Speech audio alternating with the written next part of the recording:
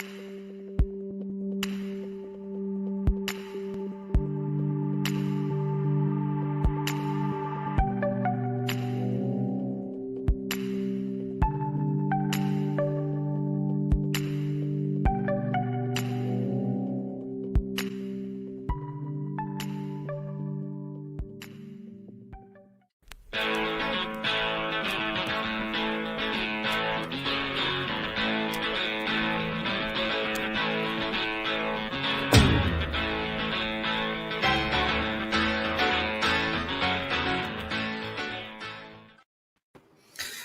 everyone, welcome to Scotch AI, episode 5, the future of cybersecurity. I've got here a friend of mine, Derek. We've got Todd Carroll in Chicago. Am I right, Todd? That's correct. And we've got Karan in Sydney. And we are broadcasting live from the cybersecurity capital of Australia, which is also the political capital of Australia. I happen to be in Canberra for school holidays, in fact, which is the only reason that I'm here in the same studio with Derek. But we're going to dive in on a very, very interesting and timely topic. I'll just introduce my guests very quickly. So Karan Kolsar has been a security consultant for over 13 years. Give us a wave, Karan. Hello. And he's now the director at Australian cybersecurity consultancy called Privasec, specializing in cyber risk management and security testing. So he's going to bring us the angle on the Australian market. Todd Carroll.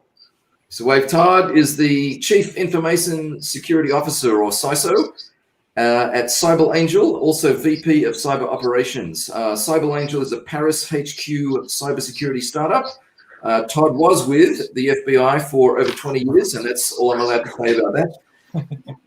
And then Derek also has 20 years experience in Canberra with some of the government functions that we typically talk about with 3 and 4 letters.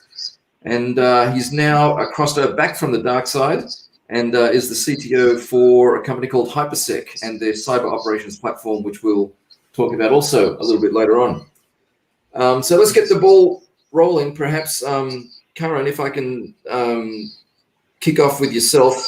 Maybe it's good just to understand the landscape a little bit. You know, we hear stuff about dark web, deep web, other things like that. Let me just cut my audio and make sure that we are not doing too much echo.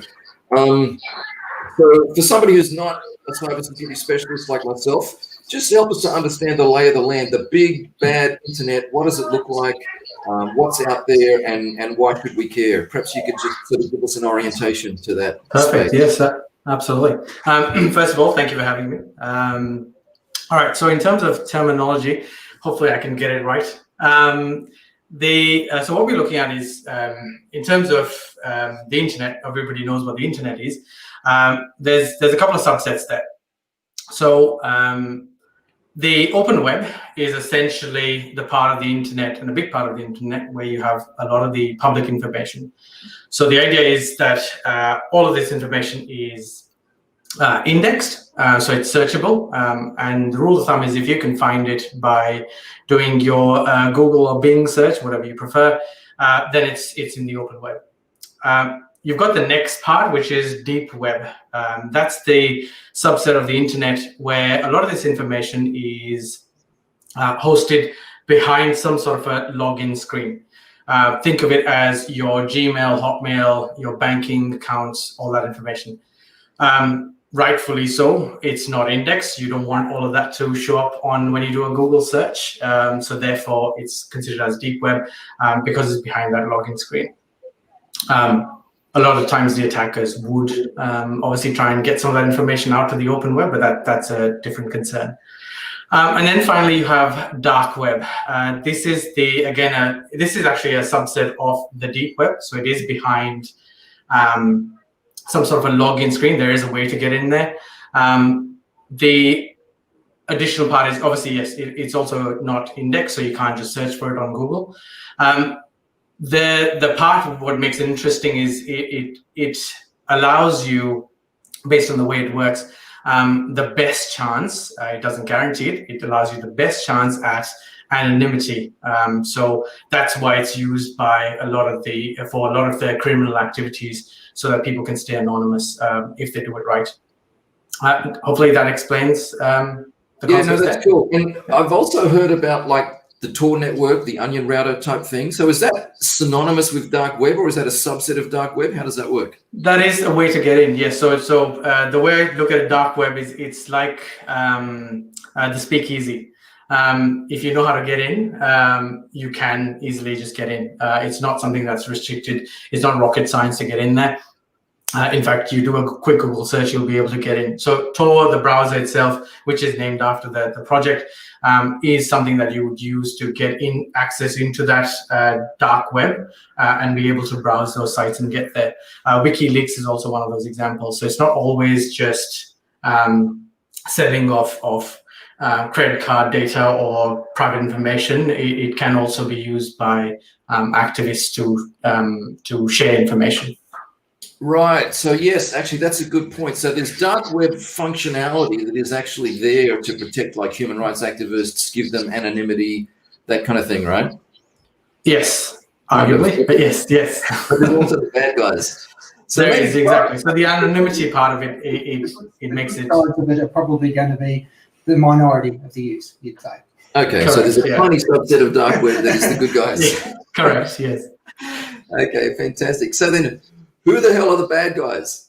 Maybe I can throw that to you, Todd. You've probably got more experience with bad guys than any of us, yeah? Yeah. So first of all, thank you for having me on tonight, or today, I should say, tonight here in Chicago. But yeah, the different actors that are out there, taking advantage of the information that are out there, right? So all those areas that Karan just talked about are areas that are going to be exploited by different actors, right? So if you think of nation states, so everybody talks about that, nation states. What are other nations doing against each other? From a U.S. point of view, right? Our major adversaries on the, when it comes to nation states, Chinese, Iran, Russia, taking advantage of multiple different things that they may be on the internet doing, right? One may be economic espionage that's out there, trying to promote their economies by taking information that is available, or if they can take it and steal it, right? So think of, Yeah, exactly. No, actually, the story was told, and I don't know how true this is, but and it was just thrown out as a one-liner, but it's like the latest, Chinese jet fighter looks almost the same as the latest American or one generation earlier jet fighter, and it's possibly because they accessed a whole bunch of plans and schematics for it. Yeah. You are absolutely right, and that story has more truth to it than you care to admit. Admit or care to know, or still hold my security clearance. But what countries do is they if they can take advantage of and cut down on research and development, right, by taking something from another company and sharing that with them to cut down. It's no secret that the Chinese have put out there what their goals are to be in the top 10 technologies that they want to be leading the world in the next 5, 10, 20 years. That's out. You can look it up. They make it very clear. Those are exact type of things, though, that then they use to go after, Western technologies, gather as much information as possible to provide that to the companies that then, will hopefully undercut the market. They'll become the leaders in that. And it's economic warfare that's going on. Think of 20, 30 years ago, you train someone, you send them to school, you teach them to, eventually maybe take advantage of and get into a certain company and take it that way. Now it's just moved on to the internet. And a lot of these actors, that's exactly what they have done. Besides economic espionage from nation states, you also get it from other companies, right? Potentially taking advantage of vulnerabilities and, information to be out there, whether it's, stealing it because it's out there, it's available for sale, or because they hire someone and that person happens to be an insider threat, which scrapes down information before they leave and then takes that with them as they go to their next company. Criminals, actors, right? They're out there.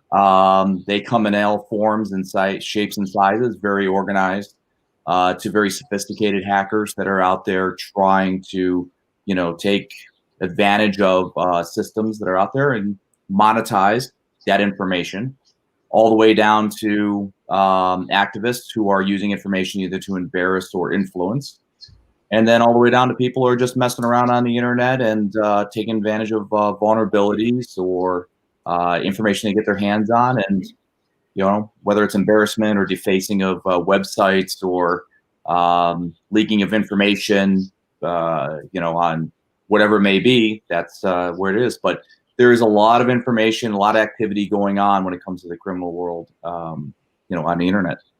Yeah, cool. Okay, so maybe a bit closer to home, I'll throw this one to Derek. Yeah. What is that? Okay, so state-based actors, internecine businesses trying to steal IP off each other, sophisticated criminal actors who are either using extortion or they're stealing data to auction it off, or they're stealing credit cards, and then down to the script kiddies who are just doing nothing. What does the Australian landscape look like? And if it's fairly, between yourself and Karen, it's fairly similar to the US environment. State actors have got fairly interesting with the current politics. That's been a main issue.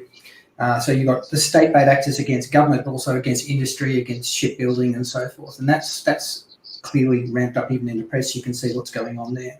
The concerns with addressing them in terms of identifying the people who are industry sectors who are at risk. You can almost go through certain countries. We wish to increase our aviation. We wish to increase our jet turbine technology, and you can almost immediately see a ramp up of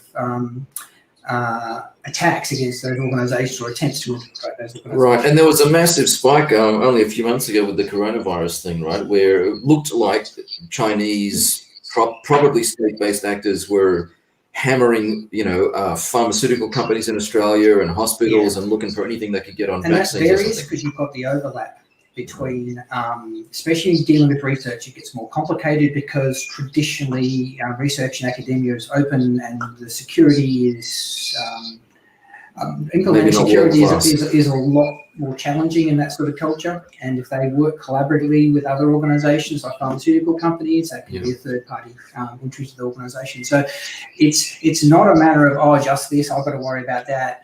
That whole third-party and partnership network has become a real vector, but also a concern that needs to be addressed. Yeah, and cybersecurity posture. I want to throw that one to Ted, but just before just before I do, Karen, you must have a story locally of something that's gone on that kind of illustrates. Yes, it is. It's similar, and exactly. I echo the same sort of thoughts there in terms of the threat landscape. We're pretty similar to anybody else. Maybe slightly different when it comes to physical security. That's a little different. Depends on where you are, but when you're online, you're facing the same threats, right? And the landscape changes depending on who you are in the industry you're in. We've got we worked with a client in the past who was doing something like what Derek was mentioning, some super secret work around research around sources of energy, alternative sources of energy. And what they were worried about was not someone hacking them from the internet or anything like that, because they had, research bunkers across the globe, and they had air-gapped their network, so nothing was connected essentially. But they were worried about people actually breaking in physically. So the task that we had was to try and see how easy is it for someone to essentially break into their physical locations and steal some of this IP that they've stored. So that's one sort of example. Another one was where someone's worried about, again, state-based or actors trying to get access to their critical infrastructure and be able to impact that infrastructure.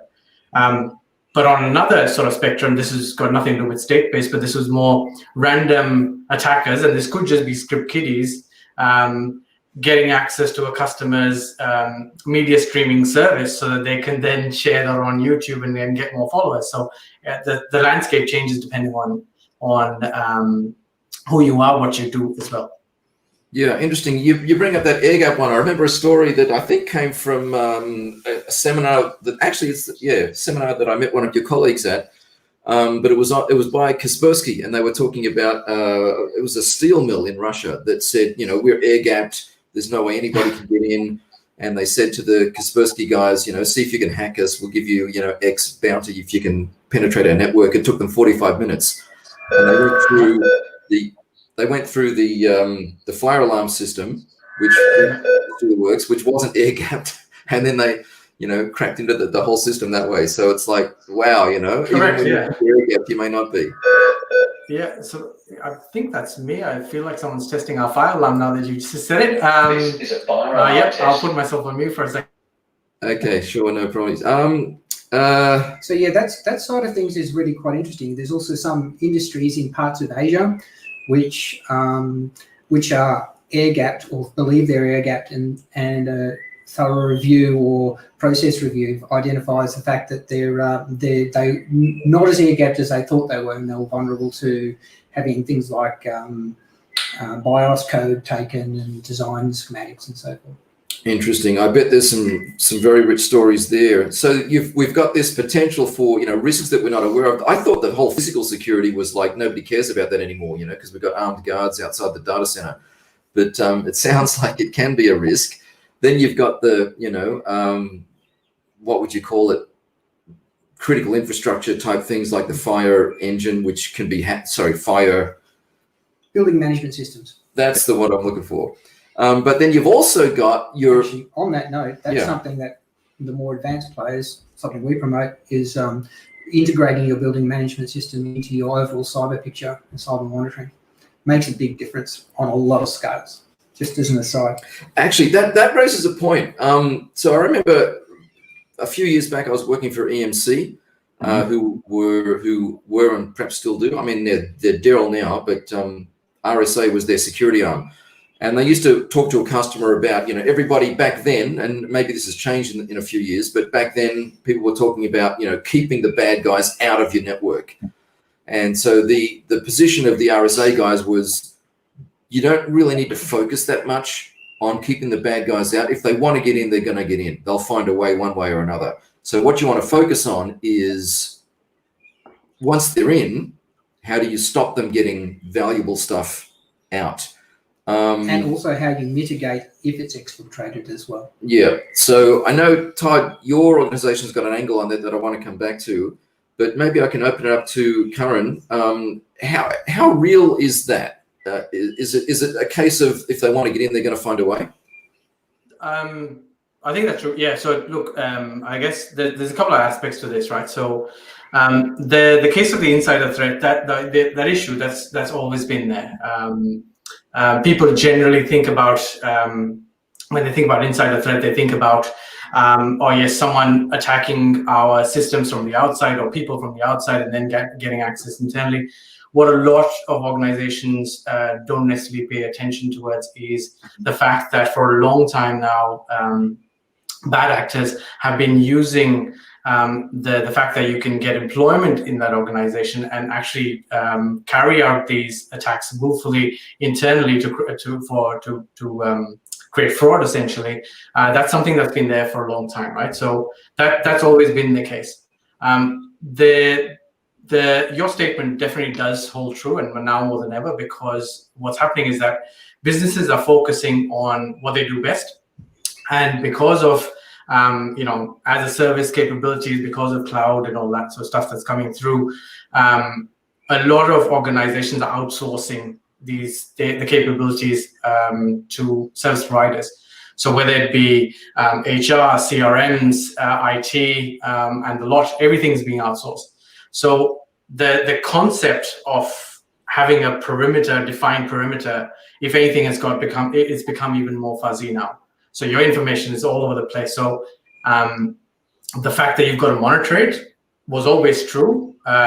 What's the famous Russian proverb that translates into trust but verify? That is true, right? That's always been true. It's more important now than ever because your information is everywhere. Yeah. So, which is a really good segue into yourself, Todd. I mean, CyberAngel, the company you work with now, sounds to me like it does something a little bit different and special around that whole, not necessarily putting 80% of your effort on stopping people getting in, but what happens after that, or it's a different way of approaching it. Maybe you can unpack that for us.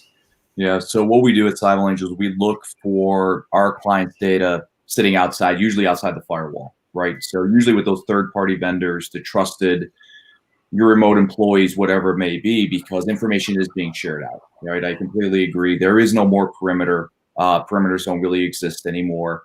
We're freely sharing information now as a society and as businesses, with all of these people that we trust, right? We sign contracts, you stole it from me, trusted, verify. Because how do you verify that your third-party vendor that is, let's say, managing your fire system and knows all your schematics and all the physical security to your building that you operate in, or where your network schematics are? How do you trust that they have the same cybersecurity as you do? They have everything in order to do their job. What we find a lot of is the negligent side, right? There's a lot of technology piled onto our employees, and that we're not used to holding, right? So imagine, the days where we did have perimeter. Tell us a story. Give us a real story. Yeah, 15 years ago, right? When we had information, we had servers, and we had all these guys that were very, secret and protective, and they, it was very difficult to manage those servers, right? We had those people that did that. Now we're telling employees, here you go. Here's a Google Drive. Here's a cloud storage bucket. Here is, and oh, by the way, you have to figure out how to configure it. Oh, don't overshare. Don't click the wrong button, because we see a lot of negligence going on. A lot of, they press the wrong button and they tend to overshare information. So now, yes, I may be sharing a document with what I believe is, a trusted person, which is it's not unheard of, and you're sharing the information so that we get business done. However, they have to store that information, whether it's on a home share, it's on a FTP server, NAS, or if it's on a cloud share. They click it wrong, and now they've opened that up, and it's available because most of those devices have an IP address. We have the ability to search the internet. We find those shares that are open, and we tell our clients about it before someone can find it and try to monetize it, whether encrypt it, sell it for ransom, expose it, embarrass it, or you become the next data breach of the of the week on CNN. We're trying to help our clients avoid that. Yeah. Okay. And so maybe you can share with us a story of where that was interesting and successful. Yeah. So it's amazing. Just think about what you share. We have clients that have, we have one client that has 4,000 vendors that touch their data. Okay. And they are unfortunately in the pharmaceutical business, which is very, active right now. But for example, we had a client, a US-based client, but they have employees around the world. And we're able to detect, of course, on a Friday afternoon, because that's when always bad things happen. Our tool picked up that one of their vendors happens to do all their payroll and HR for Europe. And somebody clicked the button wrong, opened the share wide open. Based on the keywords of our client, we were able to detect that was open.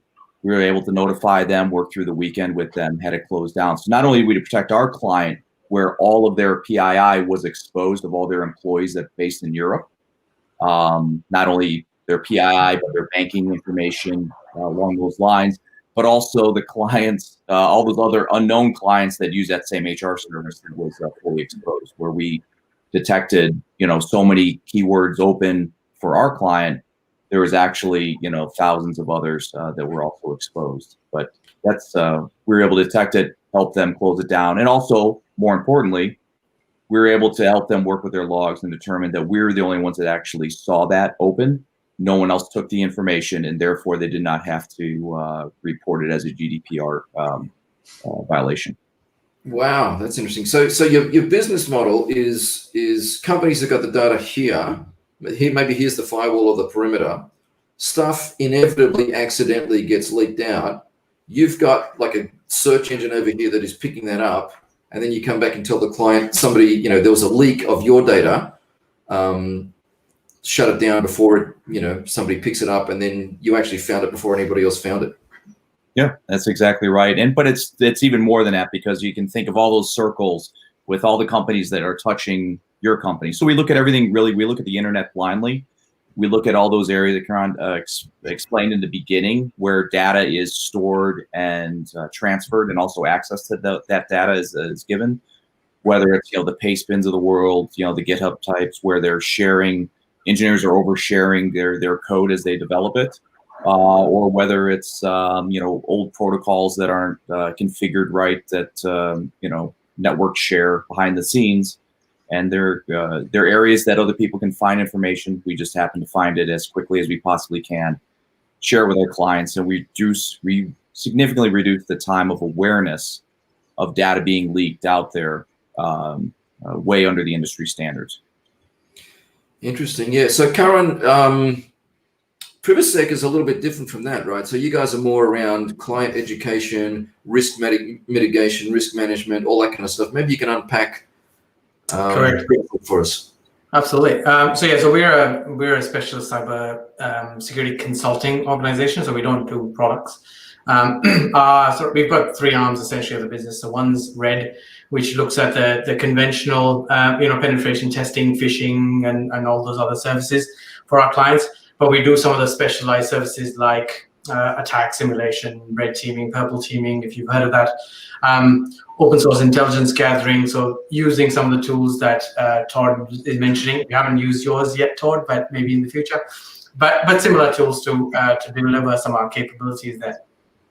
We've also got the GRC arm. That's the arm that works with organizations around their essentially their security governance and compliance and strategy work. So we help essentially organizations mature their practices and potentially even comply them to certain regulations like PCI, ISO, APRA, and things like that. And then finally, we have DroneSec, which is specializes in drone and IoT hacking and security. That's interesting. So is that like little agricultural drones, or is that like the big reapers and? It can. I'm not the expert there, but yeah, it can range from anything from that tiny to a big drone as well. So yeah. Interesting. I forgot to mention earlier on as well, for our audience, you've got the ability to type in some questions there. So feel free to ask questions to any of Karan, Todd, Derek, myself, fire away, because that's one of the reasons I stream live, is because I want to get that audience interaction. So I've seen a comment from one person, which was, Karan, your fire alarm was perfect timing. Yes, it was. Yes. The minute Todd said it, yeah, exactly, he went off. Yeah, so cool. It was only a test. Derek, any thoughts that you want to add and round out the conversation here? I think in terms of how the cyber posture is changing for organizations and how you mitigate cyber risk, it's broadening. So the two things we're seeing are big changes. One is as I say with Cyber Angel, it's moving beyond what we do, which is cybersecurity monitoring and trying to make that easy and scalable. It's now moving towards, okay, how do we mitigate it? How do we deal with preventing breaches, but also how do we identify breaches and do shutdowns and identify what our overall risk has come or the damage that's come with a compromise. And the other thing we're definitely seeing is that cybersecurity has been moving and continues to move from a tools-based environment to a totally data-driven environment, where the tools are essentially at the periphery and your decision-making and risk assessments are based around hard and fast data sets as opposed to paper audits.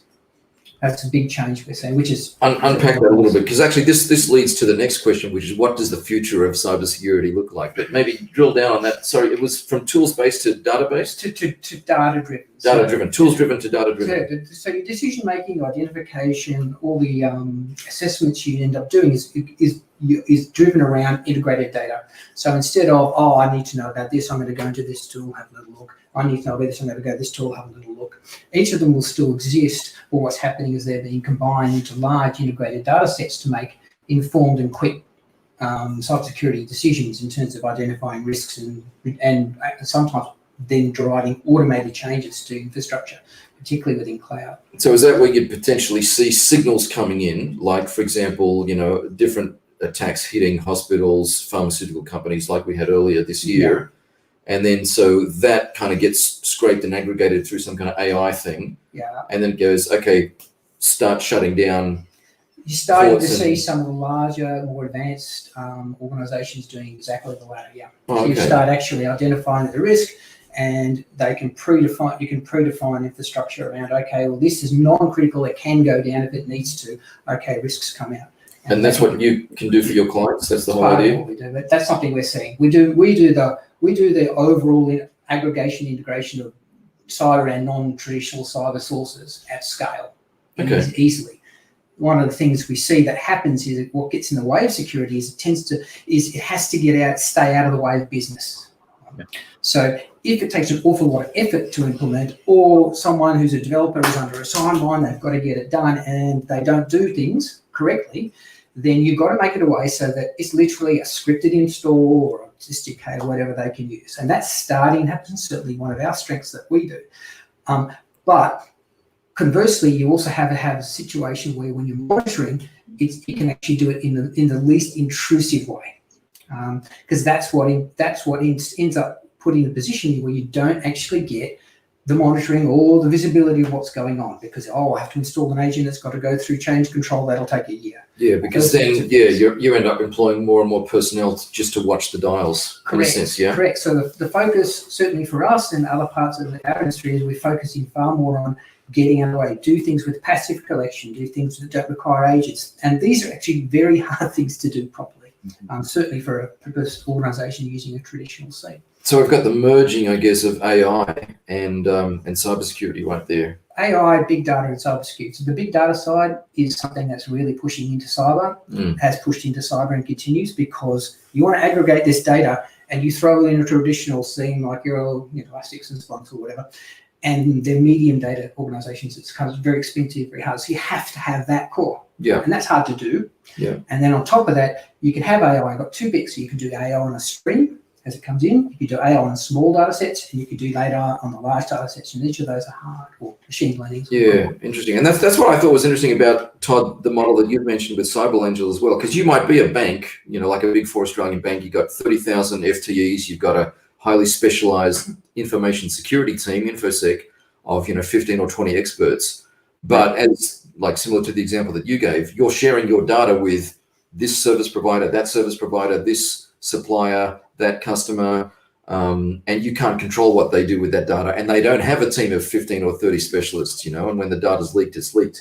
So my throat, Karen, the future of cybersecurity, what does it look like from your perspective? Oh, wow.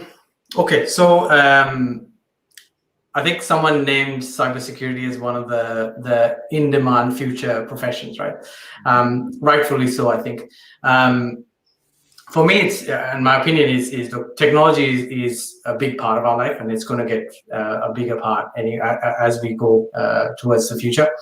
And it's going to evolve. And what that's going to mean is that threats and technology and the threat actors and all the techniques are going to evolve as well with it. I think from a cybersecurity point of view, what's going to be expected is as consumers start understanding their rights and what essentially understanding how important security is, they will expect businesses to do better. And what businesses will, not just around protecting their data, but also prepare better for monitoring what happens to their data, and reacting and preparing for breaches effectively and faster. So it's not just about, I think it was 10 years ago when everybody was still having a conversation about, will we get hacked, or if we get hacked. The conversation's changed now, and it will continue changing to what happens when we get hacked. What measures do you have in place to protect us from that? So I think that's where we're headed. Yeah, and so you've mentioned customer expectations. There's also a legislative requirement in Australia around CPS 234, right?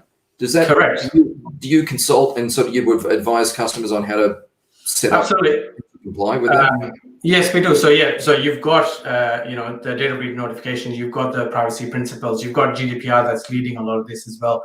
CPS 234, APRA, they're all essentially talking about the same thing about protecting information, and as Derek mentioned earlier, or alluded to, was risk, right? Everything to me is risk. It's about, obviously, then the law catching up as well and saying, yes, as part of your due diligence. It's no longer okay to just do a penetration test. Now you've actually got to do something much more than that. So that maturity requirement will continue to change and improve.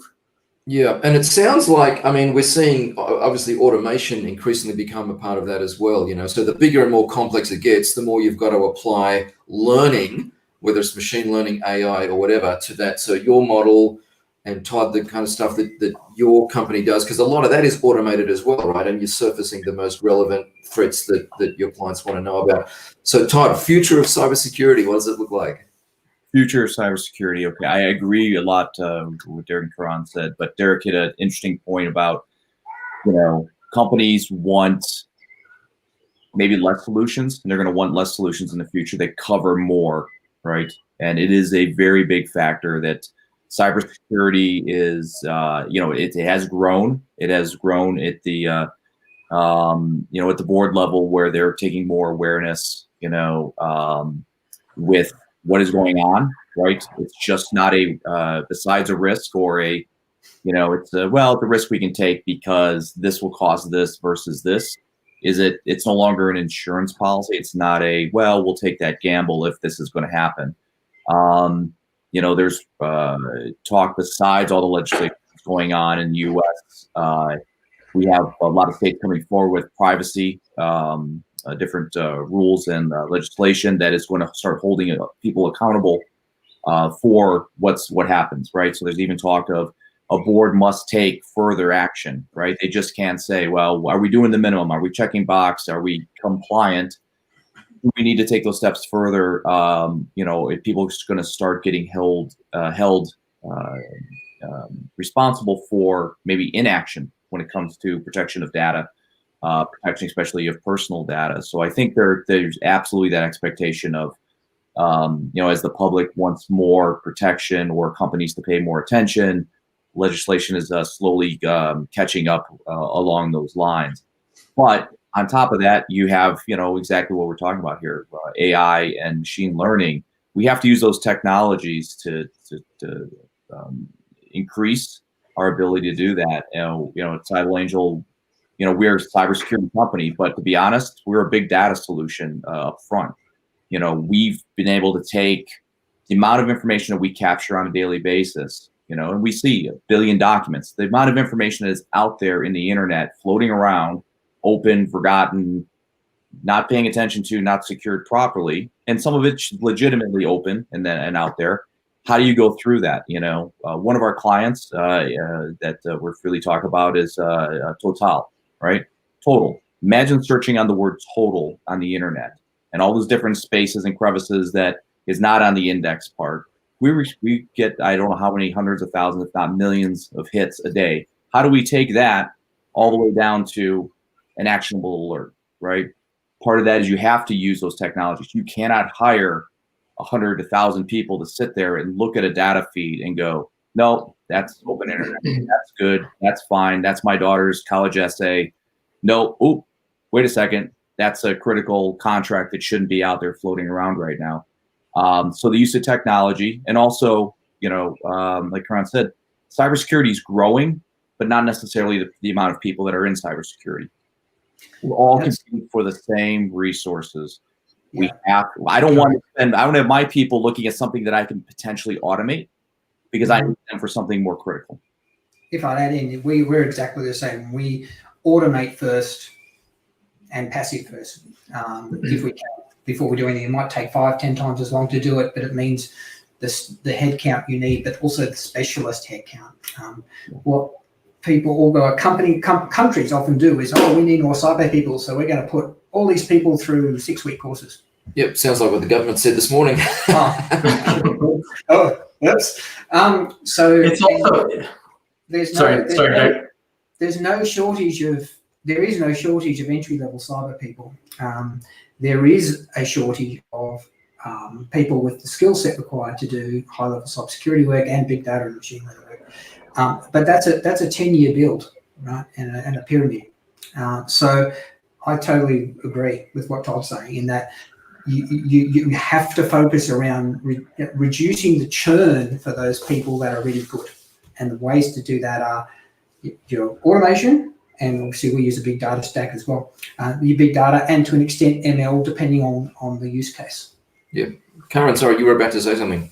I was just going to add to that to say, yeah, it's not just about using people and the benefits that have already been mentioned, but also you could get a lot of people to look at your logs and try and identify all that stuff. But there's also a fatigue that comes in with it. So it's about also taking the human error, the human element away from all of this to actually get better results and faster results.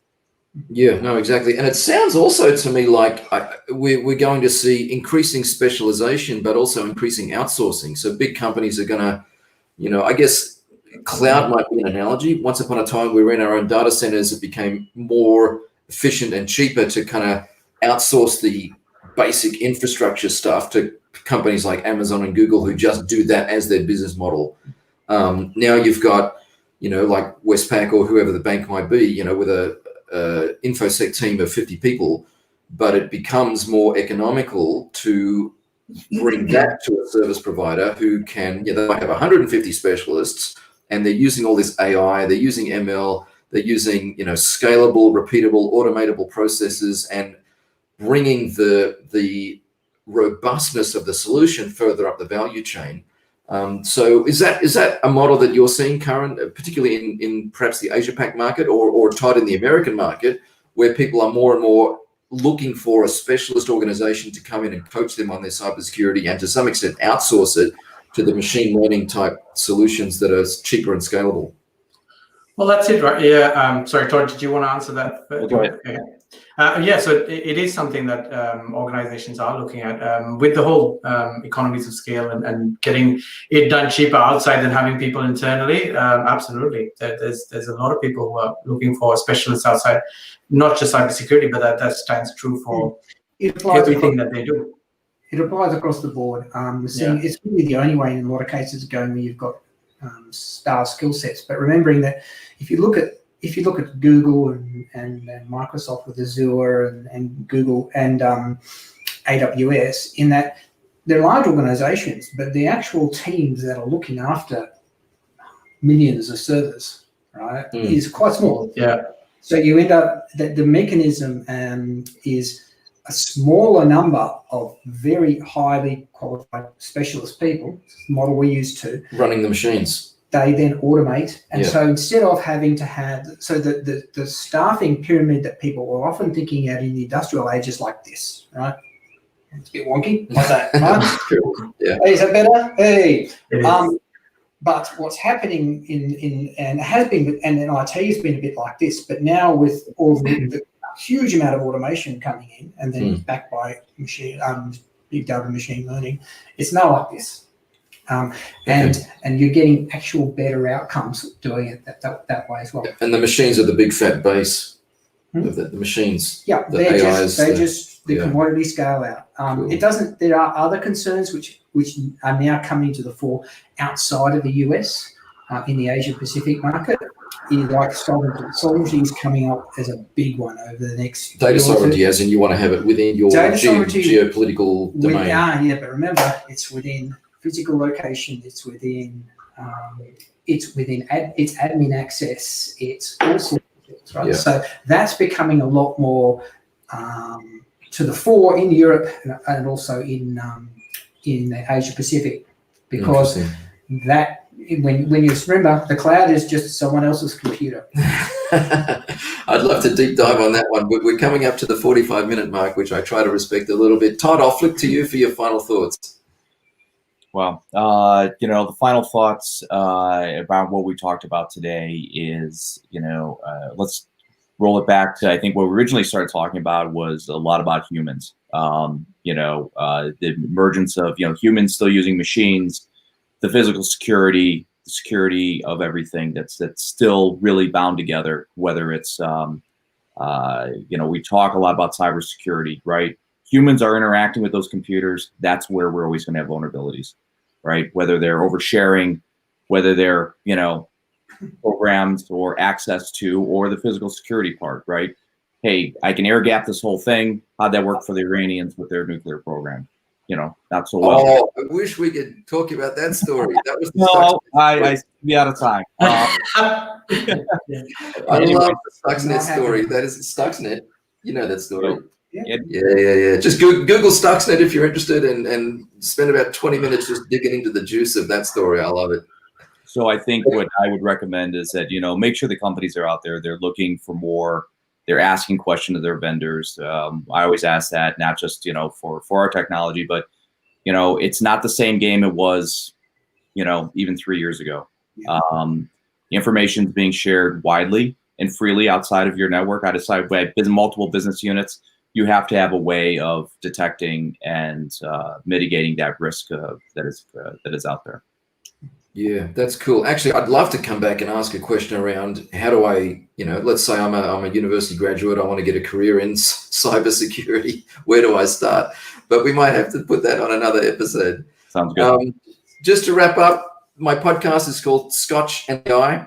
It's meant to be a play on words with Scotch and dry, but Scotch should never be mixed with dry. It should always be on the rocks or neat, one or the other, right? Yeah, neat's good.